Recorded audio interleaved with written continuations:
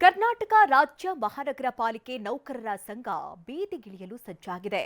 7ನೇ ವೇತನ ಆಯೋಗದ ಸೌಲಭ್ಯ ವಿಸ್ತರಣೆ ಸೇರಿ ವಿವಿಧ ಬೇಡಿಕೆಗಳನ್ನು ಸರ್ಕಾರದ ಮುಂದಿಟ್ಟಿದ್ದ ನೌಕರರ ಸಂಘ ಇದೀಗ ಅನಿರ್ದಿಷ್ಟಾವಧಿ ಹೋರಾಟಕ್ಕೆ ತಯಾರಿ ಮಾಡಿಕೊಂಡಿದೆ.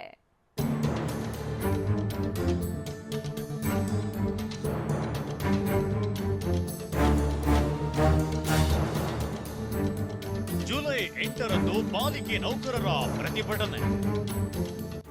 10 ಪಾಲಿಕೆಗಳಲ್ಲಿ ಸಾಮೂಹಿಕ ರಜೆಗೆ ಪ್ಲಾನ್.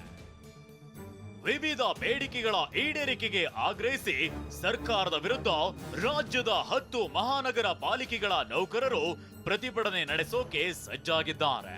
ಮಹಾನಗರ ಪಾಲಿಕೆಯ ನೌಕರರಿಗೂ 7ನೇ ವೇತನ ಆಯೋಗದ ಸೌಲಭ್ಯಗಳನ್ನ ವಿಸ್ತರಿಸಬೇಕು, ಅನುದಾನವನ್ನ ಆರ್ಥಿಕ ಇಲಾಖೆಯಿಂದಲೇ ಬಿಡುಗಡೆ ಮಾಡಬೇಕು, ನಿಯಮದಂತೆ ವೃಂದ ಮತ್ತು ನೇಮಕಾತಿ ನಿಯಮಾವಳಿಗಳಿಗೆ ಸೂಕ್ತ ತಿದ್ದುಪಡಿ ತರುವುದು ಸೇರಿದಂತೆ ಇನ್ನಿತರ ಬೇಡಿಕೆಗಳ ಈಡೇರಿಕೆಗೆ ಪ್ರತಿಭಟನೆ ನಡೆಸೋಕೆ ನೌಕರರ ಸಂಘ ಸಜ್ಜಾಗಿದೆ.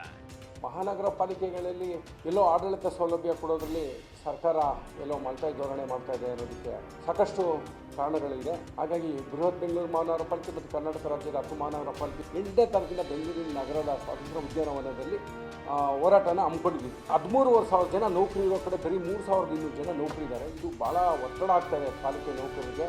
ಇದರಿಂದ ಸಾರ್ವಜನಿಕರಿಗೆ ಮೂಲಭೂತ ಸೌಕರ್ಯ ಕೊಡೋದ್ರಲ್ಲಿ ಭಾಳ ಕಷ್ಟ ಆಗ್ತಾ ಇದೆ. ಎಲ್ಲ ಒಟ್ಟಾಗಿ ಹೋರಾಟನ ಸಾಮೂಹಿಕ ರಜೆ ಹಾಕುವ ಮೂಲಕ ಹಮ್ಮಿಕೊಂಡಿದ್ದೀವಿ.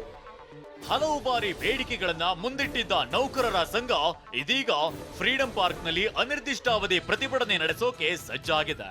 ಬಿಬಿಎಂಪಿ, ಹುಬ್ಬಳ್ಳಿ, ಧಾರವಾಡ, ತುಮಕೂರು, ಮಂಗಳೂರು, ಶಿವಮೊಗ್ಗ, ದಾವಣಗೆರೆ, ಮೈಸೂರು, ಬೆಳಗಾವಿ ಮಹಾನಗರ ಪಾಲಿಕೆ ಸೇರಿದಂತೆ 10 ಪಾಲಿಕೆಗಳ ನೌಕರರು ಸಾಮೂಹಿಕ ರಜೆ ಹಾಕಲು ತಯಾರಾಗಿದ್ದಾರೆ. ಈ ಮುಷ್ಕರದ ಕಾರಣ ಜುಲೈ 8ರಿಂದ ಪಾಲಿಕೆಗಳ ಕೆಲಸಗಳಿಗೆ ಬ್ರೇಕ್ ಬೀಳಲಿದೆ. ಶಾಂತಮೂರ್ತಿ, ಟಿವಿ9 ಬೆಂಗಳೂರು.